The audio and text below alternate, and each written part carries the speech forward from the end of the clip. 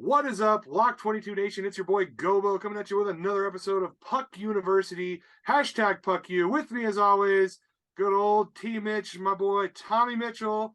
Tommy, what's the good word for the people? Well, like always, welcome back to Puck U. Excited for another episode.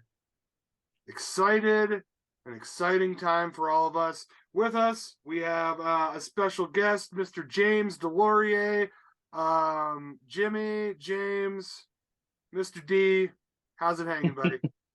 Hey, it's wonderful out here in Dayton, Ohio. It's 66 degrees, sunny, no wind. Sorry about your luck, Tom. We got 4 inches of snow, so. Oh my goodness. Terrifying. I was like, yeah, we got a light dusting out here in Colorado, and yeah, of course, shuts the entire city down. Right. All right.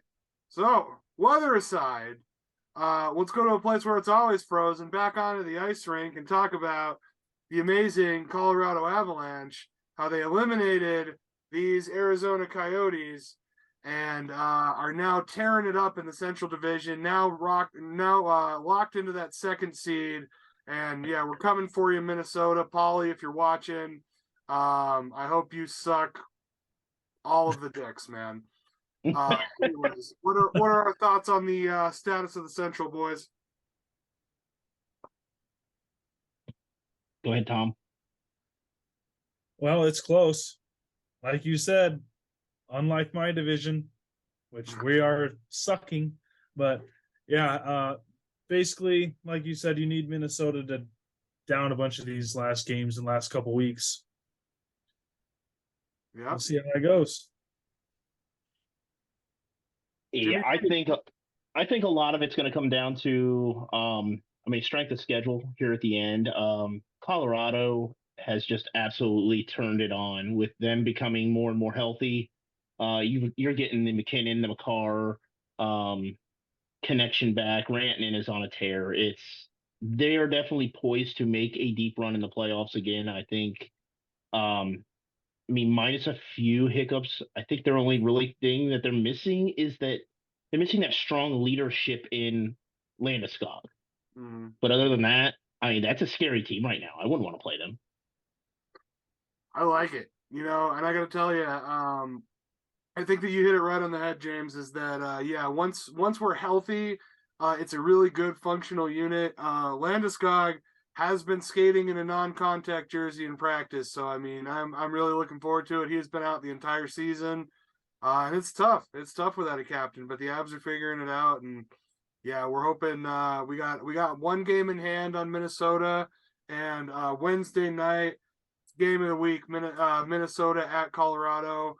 We'll see how it turns out. I think that's really that game. I think is going to determine who wins the Central. All right. I agree.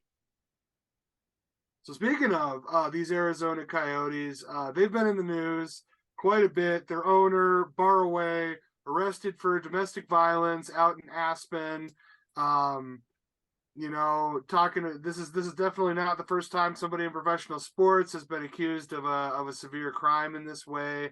How do we think that this affects the Arizona Coyotes, a team that's already had so much to contend with?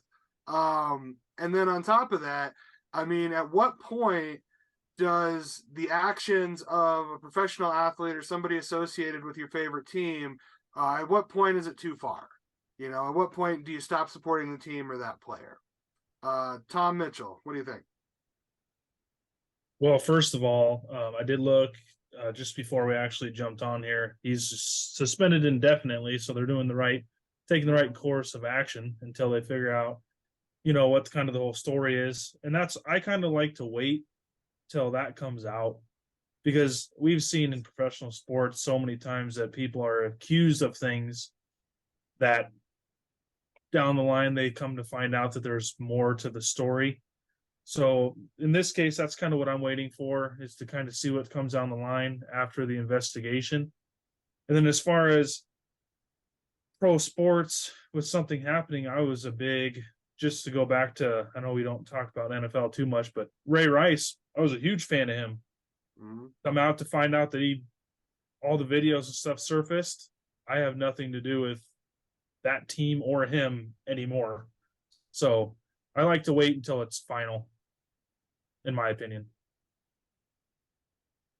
Jimmy D. All right.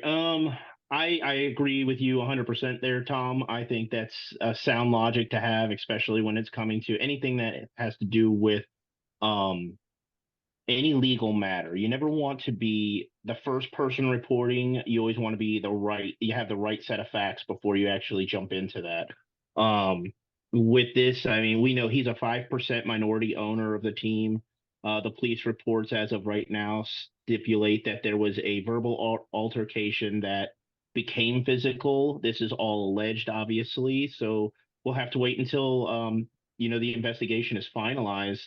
To answer your question, Gobo, when is it? I mean, you can't necessarily um, depict the actions of one person to represent the entire team. I mean, if this turns out to be true, obviously it's a heinous act. Like nobody ever wants to see anything like this happen, sports or not sports. This is just it's not an okay situation.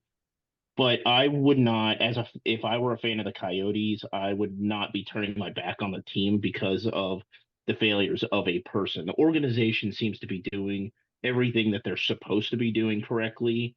Keep him out of basically keep him away from the team, keep him isolated. He's banned, as Tom said. So I think as this plays out, we'll probably get some more information. And but I really wouldn't, I wouldn't judge the team based upon the actions of this guy. Absolutely. No, I think that I really like Tom. I like your perspective on it, and I was actually going to bring up Ray Rice myself. As you guys know, I'm also on a little football show on Lock 22 as well called NFL, so I'm also a big NFL fan. And Ray Rice, yeah, he was a prominent running back. That it was easier because of that video to kind of make our own conclusions as to what happened. I mean, it was on tape; everybody saw the incident. So it was, it's not alleged as it is in Mr. Borroway's situation. So I think that, yeah, absolutely. In America, you are innocent until proven guilty. At this point, these are just alleged charges. I think the league took the right measures by putting an indefinite ban, so they have the flexibility to let him back if it does end up, being overemphasized or untrue in any way. But yeah, no, I think it's interesting, and I kind of like, I go back to the NFL and I think about like players that have permanent bans from the league for less heinous acts. Like I always cycle back to Deshaun Watson. I know that now we're talking about football at this point, but Deshaun Watson, multiple he's alleged it's dozens of charges at this point, and he sustained a 10-game suspension with the Browns, and then we have guys like Ricky Williams, who of course would be retired at this point, but was banned permanently from the league for smoking weed. So it's like, you factor into it and it's just like, I think that there is kind of an arbitrary process behind it, but I think it's a lot easier to support guys like Ricky Williams than it is to support guys like Ray Rice and Deshaun Watson. But anyways, all three of those guys probably terrible hockey players. Getting back to the place that has no grid and probably very little iron, back onto the hockey rink. Talking about draft prospects. I keep hearing about this guy from Michigan, Adam Fantilli. What do you guys think of Mr. Fantilli or NCAA prospects in general? James, I honestly, oh, go ahead, Tom. Sorry. I'll let you go first on this one. Okay, fair enough. Um, Actually, I was doing a little bit of research on him. So was a freshman there at the University of Michigan, Go Blue. Um, he looks to be a very solid prospect. I mean, so far with Michigan, he's played 34 games, 28 goals, 35 assists. I mean, obviously team player. Mhm. But he's surrounded by a whole bunch of draftees already, which is only going to boost his stock. I mean, if he can play well with guys who have already been drafted to teams in the NHL, that just shows a basically you're already to their caliber. They're obviously, they look at you as a peer, as an equal. So if you can sit in a position with those guys and be scoring and assisting and putting up the points that you're putting up, I think that it's just going to make your draft stock go up. The European skaters this year aren't. I'm not seeing squat coming out of Europe this year. Obviously, the only contender that he's going to have for a top-notch spot or the number one draft pick is going to be Connor Bedard. That guy's a monster. I mean, I don't think anyone's going to take top spot from him with 142 points in the WHL this season.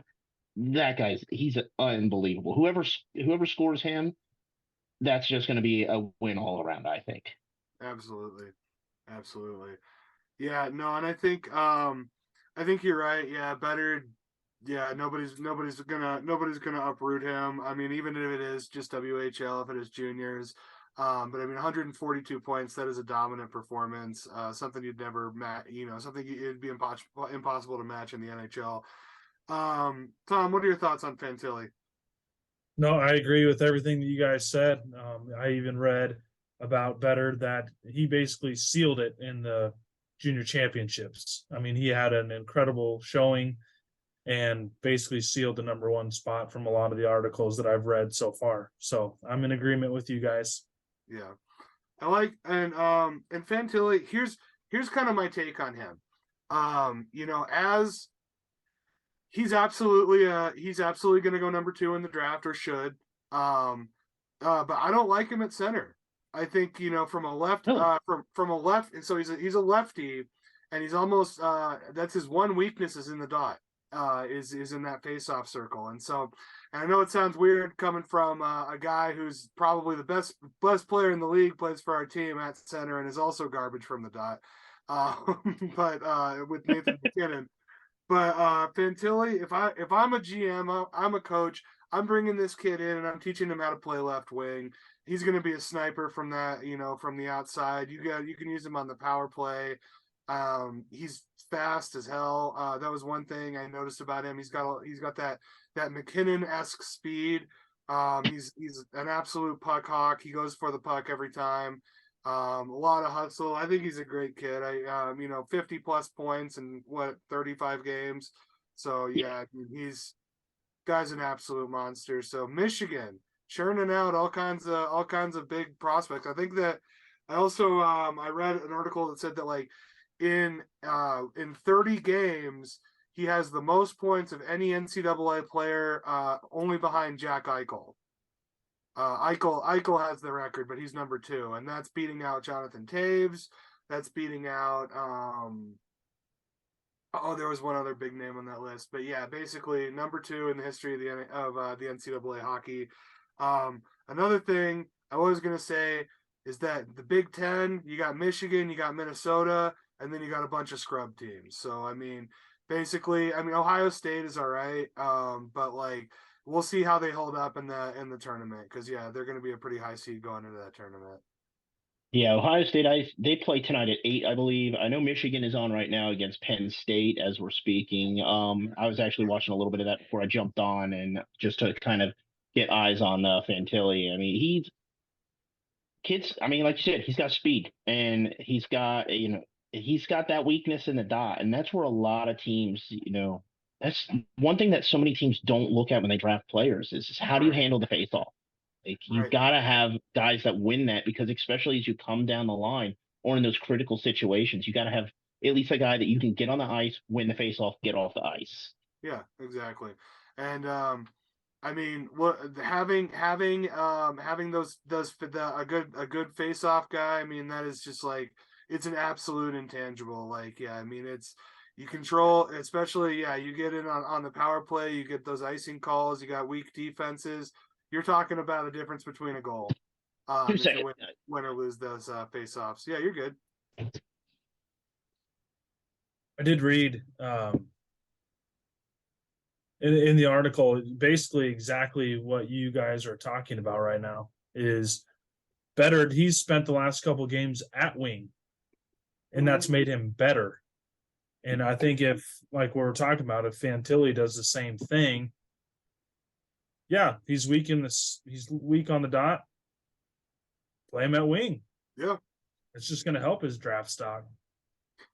Yeah, and I think that yeah, if he and then also, I mean, it helps him as a free agent down the line if you can play more than one. You know, the teams move those players around. Yeah, the more versatile you can be, the better you are for any team out there. Right. All right. Next up, Brad Marchand kind of gave a goofy press interview where he was running down the lineup of the Boston Bruins. He's getting older. He's getting to the end of his career. Do we think that Marchand maybe has a future in coaching? Simple answer is yes. But also, I want to talk about great players that ended up becoming good coaches. Are there any? And you know, what? Yeah, go for it, James. Rod Brendamore. I mean, you can't ask for a better coach right now in the NHL.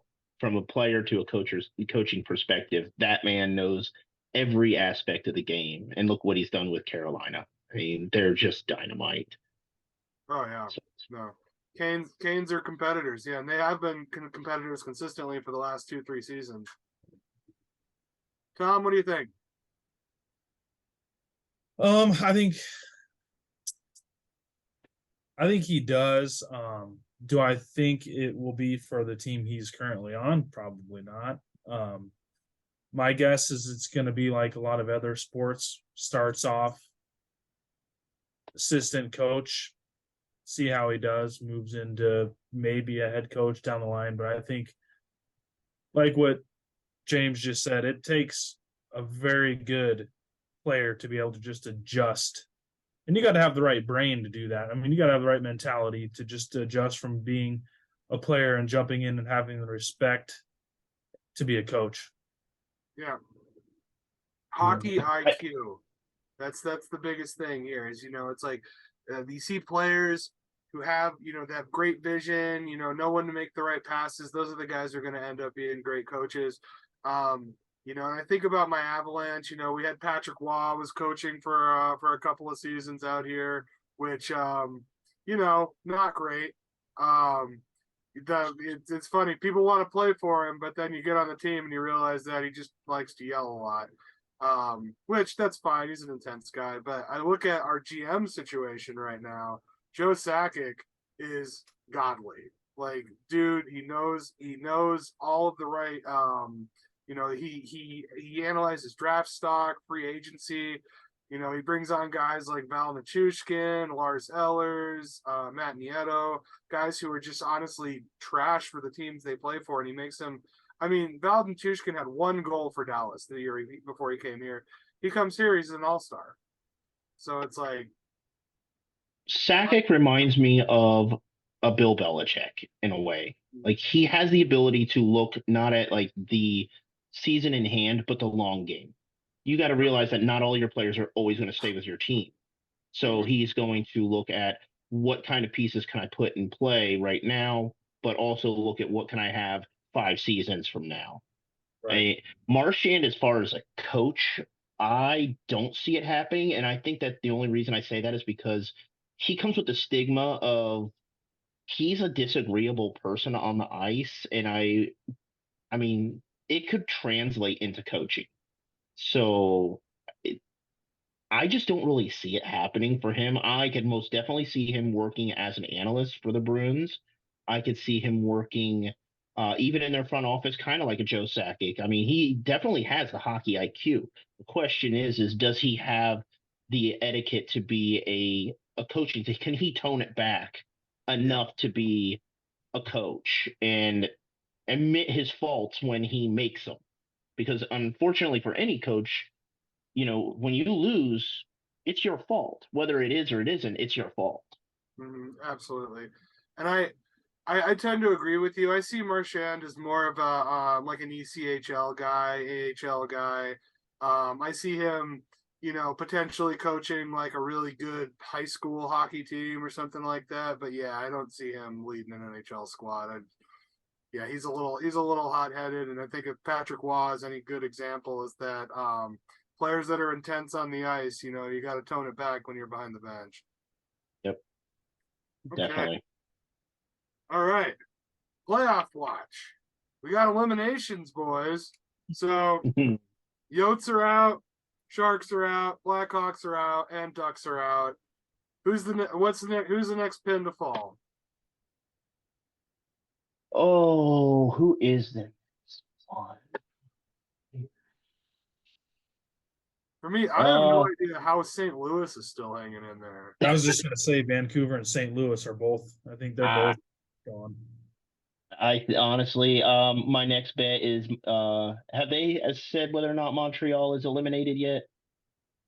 I don't think so. Let me double check. I was gonna say I don't see anything here that says that they're eliminated. I would say Montreal and Philadelphia are your next two pins, followed shortly thereafter by Vancouver and St. Louis. It's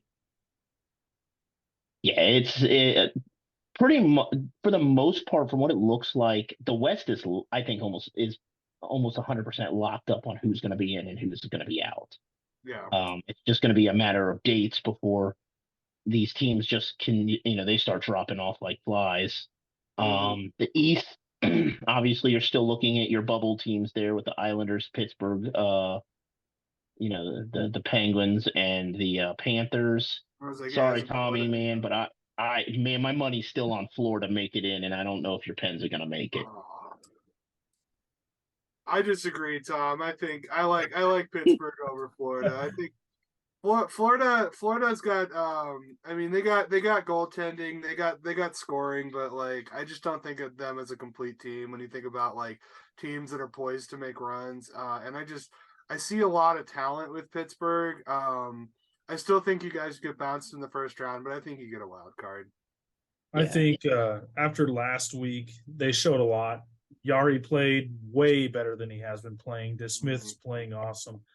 Malkin stepped up. Osby always is good. Letang, he had some, I don't know if you saw it, but he had a lay down block in the goal. I mean, he's just playing like they want to make it to the playoffs, which I've been waiting for all season, and glad it's 2 weeks before the playoffs start. So we'll see. Yeah. I think the problem with Pittsburgh is like they show up for these big games. Like they beat the Avalanche last week. That was fantastic to see that happen. Sorry, Gobo. No offense. Oh yeah, no. They earned that win. They did. I mean, they played their hearts out. I don't see them sustaining that play game after game. Like there's games that they just don't show up, and I'm like, what team is this? It's like they traded them in for a Bantam team. Oh, trust me, I know. I was like, yeah, I don't think you have to convince old Tommy there. He's NHL and over here with the poor Penguins. But we'll see. We'll see when the proverbial playoff ball drops. Speaking of which, the Devils clinched, didn't they? You guys are in for sure. Yes, we are. We we actually clinched on a loss, which is not as glorifying as, clinching on a win, but we won the game later. Right? Yeah. So I believe it was as long as Florida lost yesterday, we were in. Oh, okay. So they announced, I think, in the first intermission that Florida had lost to the Rangers, therefore we were in. And then amazingly enough, we showed up with some energy and started actually playing this thing called hockey. I don't know, maybe they, watched tutorial on YouTube about it. I know, right? All right. But Well, I think that's a great segue into our team updates. James, why don't you keep going? Talk to us about your Devils. How are they going to do in the playoffs this year? so right now we're sitting at what we're at third in the East. I can see us maybe making it to the second position. I can see the Devils taking their first round and actually running with it, doing pretty well, and probably falling flat on our faces in the second round. We just do not have the veteran leadership that we need. The team hasn't been together long enough with these guys, like Timo Meyer and Lazar getting added to the roster. They're going to be valuable assets later on down the road. But right now, like Lindy Ruff is having a hell of a time trying to get the lines right. And when you're changing lines every single night trying to find that fit, that's going to translate moving into the playoffs as is it just inconsistencies. I think we'll I think we'll be able to take our first series as long as we don't have to play Tampa. If we do, then I don't know if we can beat Tampa. Tampa wants back in the Stanley Cup badly. They want revenge. They're pretty comfortable there. They've been there the last 3 years. Yes. So, all right, Tommy, tell us about those waddling winners that you watch. Yeah. Well, I'm kind of gonna flip my script from last week, just based on the way that they played this week. I kind of actually believe that we will clinch here soon. I mean, they can't clinch as wild card. So, but I think they'll lock it in, get enough points to lock in that they'll make the playoffs. And I think if they keep playing the way that we're going to keep referencing the Pangs Avalanche game because it's fun. They keep playing like that, then I think that they can win the first series. But it's got to be that kind of a game. You got to have good goaltending. You got to have your first two lines show up to play. That's the only way we're going to do it. Yeah. I think regardless how well the Penguins play in the regular season, I think if you can clinch that first wild card spot, I think you might be good. But I see you in the second wild card spot. That means the almighty Boston Bruins are in your way. That's why I see you bouncing in that first round. And I think that all roads to the Stanley Cup, man, are gonna go through Boston. And yeah, it's just that is such a complete team. I'm hoping that somebody in the East beats them so we don't have to play them in the Cup. So I got a question about this with Boston. I wanted to bring it up. I meant to do it during the Marchand segment. Do you think they're going to go for history, or do you think here soon that they're just going to be happy with the President's Cup and just start resting? I logically they should do the latter. They should start resting, but it's a Boston sports in general are a mentality. It's all about domination and records and look at the here we go back to football. Look at the 07 Patriots. Right. Would they have won the Super Bowl if they would have taken their foot off the gas a little bit and stopped going for that record? Maybe. But they didn't and they blew it. So it's I think hubris gets the best of them. I think Boston sets the record for wins this year, and I think that they lose in the Eastern Conference Finals or the Stanley Cup. I was going to say, I think that with Jim Montgomery at the helm, and he's got something to show after his firing from Dallas. He wants to make a point, embarrass them a little bit. But I really think that the big thing, like you said, I think they're going to go for the record. As of right now, I believe if they can lose 2 games and 1 in overtime, and they would at least tie the record. So they can only have 2 losses. But if they do that, man, it's coming down to the last game, and if they get to that last game, they go into that, Boston is the 3rd oldest team in the NHL, and they've played high level hockey, and I really feel like it's going to wear on them. Playoff hockey's different, man. It's stronger, it's faster, it's meaner. I would say that and this is a bold prediction on my behalf, but I could see at least 1 or 2 guys getting hurt and they might take their first round. But I think that if that happens, the second round, you're going to see Boston falling out of the playoffs, and I mean that leaves a whole world of mess open for a whole lot of teams. Then it totally changes the dynamic of how the playoffs are going to play out, especially with the Stanley Cup Finals. I mean, I think that opens the door wide open for Tampa. You know, it's you know, they haven't had a stellar regular season, but yeah, I think that if Boston falters, I think that they have the right. I mean, they still got Vasilevsky, they still got Steven Stamkos, like they have some gas, man. They can put another run together. Which, man, the same team from the East 4 years in a row. That's pretty boring. But you know what? Yeah. I know the Avs can beat Tampa. I honestly think Carolina would be the team in the East, and they're my pick. They're my quiet pick to win the Stanley Cup this year. Okay, okay. You know what? We could do a natural disaster Stanley Cup, avalanche, hurricane. There you go. I like it. So okay, good. Now I get to talk about the Abs. All right. So yeah, like I said, I think that we're sitting good. Second place in the Central. I think that we can win the Central. I think that we just win that game on Wednesday against Minnesota, and I think that momentum shifts. Minnesota's got a hell of a team. There's like probably in the West, there's only a couple of teams I'm really afraid of playing in the playoffs, and Minnesota is one of them. Just because I think that they got a lot of talent. That's a really gritty series. I think that we can walk away from that series a winner, but I think that we would be pretty beat up and we'd struggle in the next series afterwards. That being said, the other team I don't want to play, LA Kings. That team is pure momentum. It's got a lot of youth, a lot of energy. We'll see how their grit is tested in the playoffs, but they're potentially they remind me of the Kings that won all those cups in like the 2010s. So yeah. And then like I said, Anze Kopitar, he goes into form. Kings can be a dangerous team, but Avs are looking good. Landeskog's skating, which is amazing.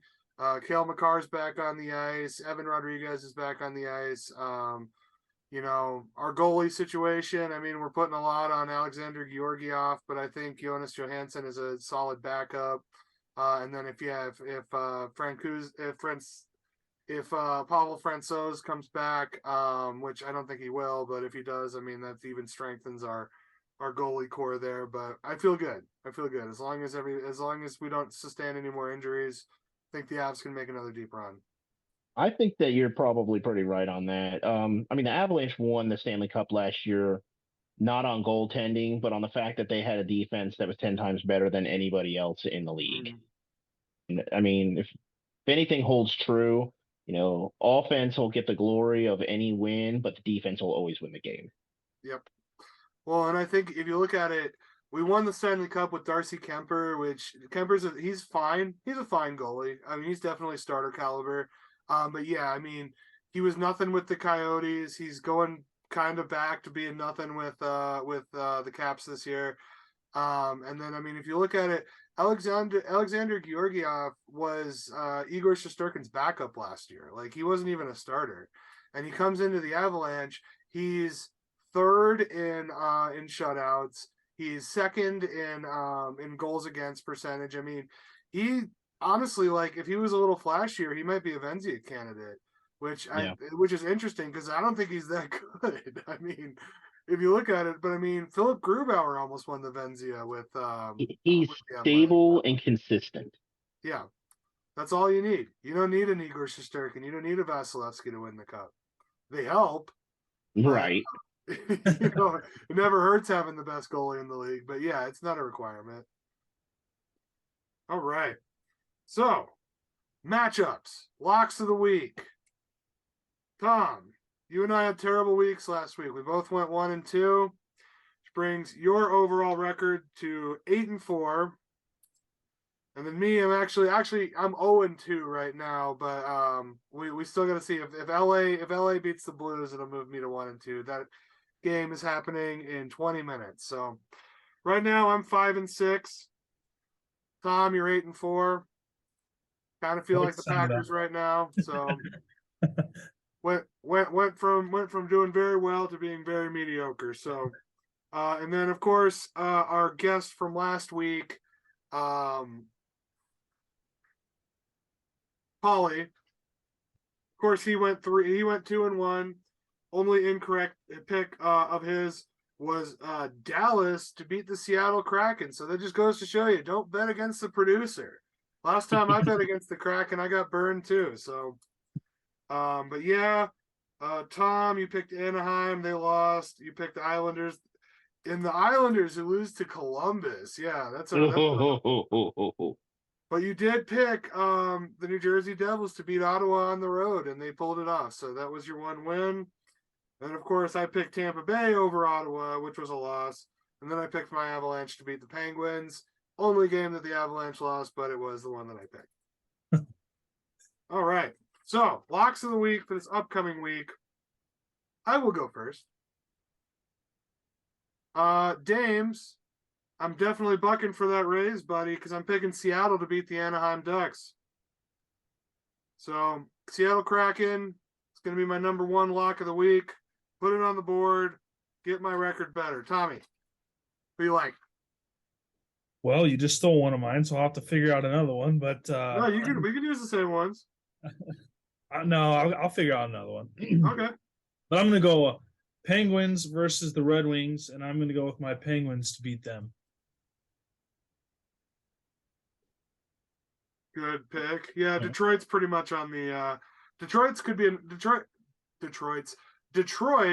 could be another one of those teams that gets bounced in this next week.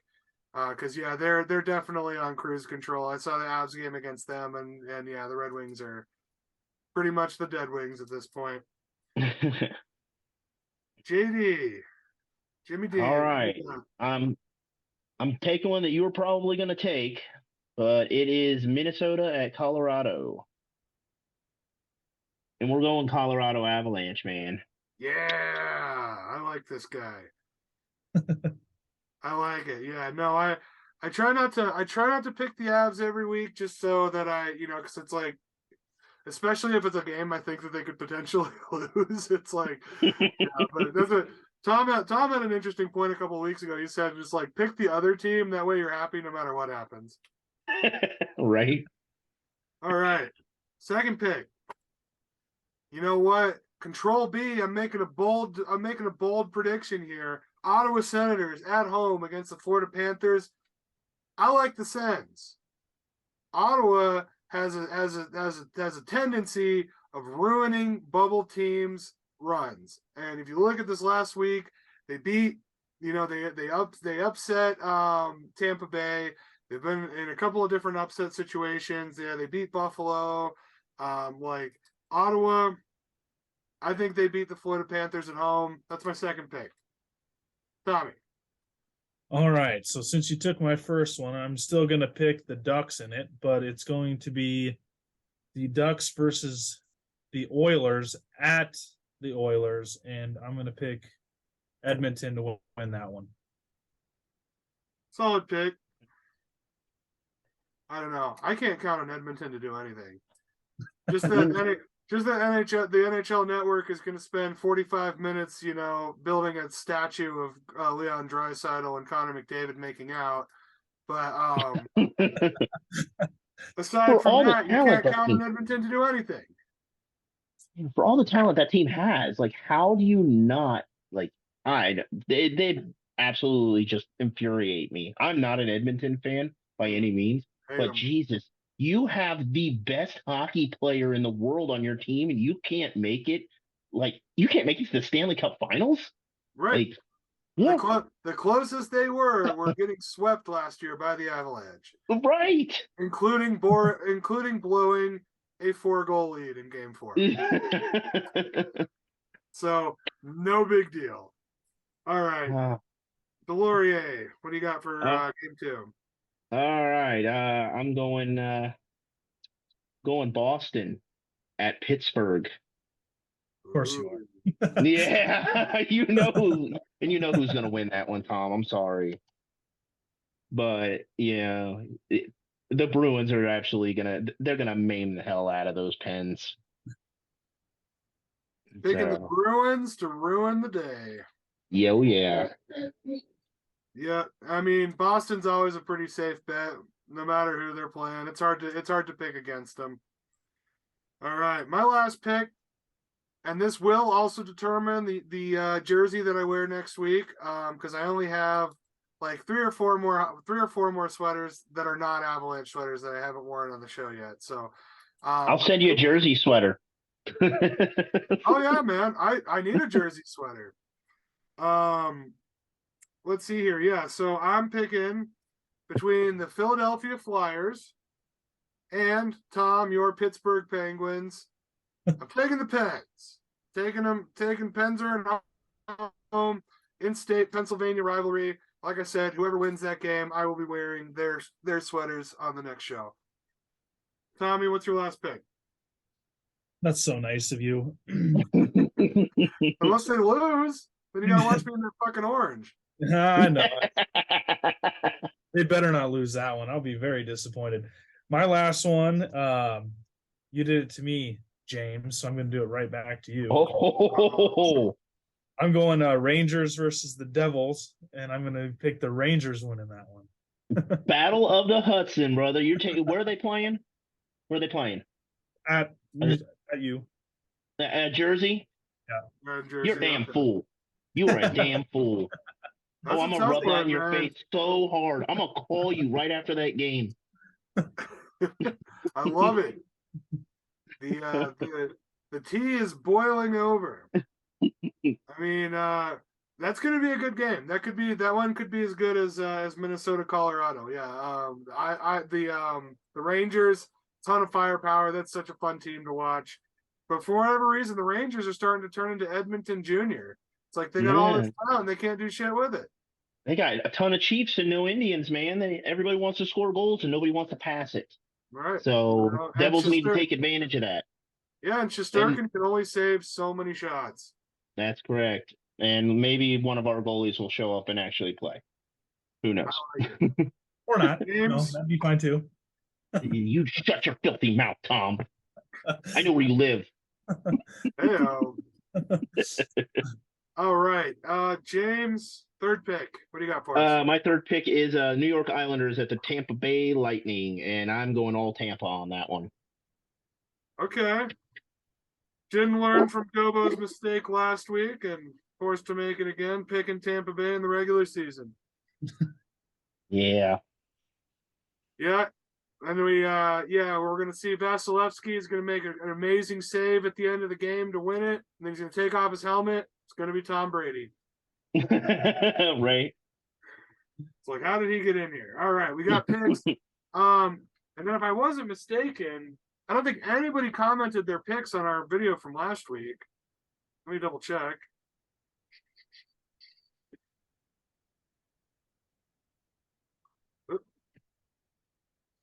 But that doesn't mean that our viewers this week can't also benefit from it. So let's see here. Yep, no comments. All right. So if you have picks, you think you can pick better than the gentleman on the screen, go ahead and throw it in the chat. Anyone who makes who had the best selections in the comment section for this next week will get a shout out on the next episode of Puck University. Hashtag Puck U. So throw your picks up there. We're challenging you. And hey, if you want to come on the show, start guessing some hockey teams. Top players from this last week. I wrote down a couple of them, but Tom, let me hear what do you think? Well, I'll start with my third star, and you'll be happy about this one. It's Georgiev. Georgie.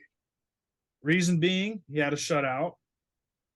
2 goals a game average. I mean, that's basically the lowest right now. That's kind of a standard. Everybody's so good. It's hard to be less than that, but he had a shutout. But what really made me pick him, we've talked about this, goaltender depth, 239 minutes compared to the next one in line was 185 minutes. He's just playing nonstop. and he's still playing at that level. So I had to pick him this week. It's hard to play when your backup's an NHL guy. So yeah, our backup. I mean, he's dealing with a torn tendon of some kind. So yeah, I mean, it's very unlikely we see him. Pavel Francouz is a very suitable backup, but yeah, Jonas Johansson. I like him. I think he's the better choice out of some of the other choices that we have. But yeah, he's definitely not the guy you want to take into the playoffs. So good on Georgie. All right, what about you, James? Who'd you like this last week? Actually, I was looking at this youngster here, Tyson Forster, from the Philadelphia Flyers. He's only got 7 games in the NHL, but he's putting up almost a point a game. He's one of those players that I guess he can inspire hope in that team. Like, hey, we got young players that are coming up and are actually they're gonna make a contribution here. So, he had 2 goals, 4 assists, in the last 7 games. I know it's a little bit more than just a week, but I mean, I figured shout outs where shout outs are due. He's playing some good hockey. Tough kid, good hands. So I look forward to seeing him around the NHL a lot. Yeah, maybe some hope for the future of Philadelphia. God help us all. I always say I say this, and it will continue to be true. My favorite Philadelphia Flyer is Gritty. Yes. He's definitely one of the best mascots So if any the Philadelphia Flyers win that game and your locks, are you going to dress as Gritty in your Philadelphia Flyer jersey? I mean, yeah, I'd have to get like some orange, yeah, like an orange mascot head. But yeah, my Flyers jersey is actually quite large. I think it was a beer league hockey jersey because it's like and it's the goalie jersey. So I think it can actually fit over my goalie pad. So like, yeah, it's enormous. Nice. So yeah, I could definitely make a Gritty costume. All right, my third star. From the Boston Bruins. I know, boo. Everyone hates them. But their backup goalie, Jeremy Swayman. They're sitting Olmark, which, obviously, guy's gonna win the Venzia, but this guy back-to-back shutouts against Winnipeg and Buffalo. Like, so not only do they have the best goalie in the league, but they got a guy who can do that. So it's like, great. Boston gets even better. Third star of the week, Jeremy Swayman. Tommy, who else? Let's stop talking about Boston. All right. I don't know if it's going to be any better because I know that you're going to be like Brad Marchand. No, I'm going to be like Edmonton. We're going to talk about the Oilers again. The opposite of what we talked about with the Rangers that nobody likes to pass. We got Draisaitl, 1 goal and 7 assists. That's all he likes to do is pass. We'll pass, and then we'll pass the conversation over to James because yeah, we don't need to talk about the Oilers. Yeah, I mean, I hate to be the guy that talks about his own team, but I'm giving my second star to Jesper Bratt with his nice hattie he had against Tampa Bay. That was pretty. Yeah. Anybody who puts a hat trick on Vasilevsky deserves at least a mention on our lowly show. Yeah. So, my number 2, I'm also gonna fall into the trap of bringing out one of my own guys, Cale Makar. Back-to-back 3-assist games against Montreal and Detroit, and then he had another again, and then Friday he had a goal and 2 assists against these guys, Phoenix, the Coyotes. So yeah, you know what? Cale Makar, generational talent. I'm saying it. I said it last week. Dude's gonna be a Hall of Famer. I mean, he won the Norris Trophy. It's not gonna be the last Norris Trophy he wins. It's not gonna be the last. Stanley Cup he lifts over his head. Number 8's gonna hang in the rafters in Colorado. Tommy, who's your number 1? Nicholas Suzuki, 8 points last week. Basically led the league, 2 goals, 6 assists. And it's a team that we don't talk about, Montreal. I mean, young player, maybe Montreal has somebody to look forward to in Suzuki. Yeah, I like Suzuki a lot. I think it's because it's fun to say his name. But yeah, Suzuki reminds me of a player who's probably going to win the Stanley Cup after he gets traded.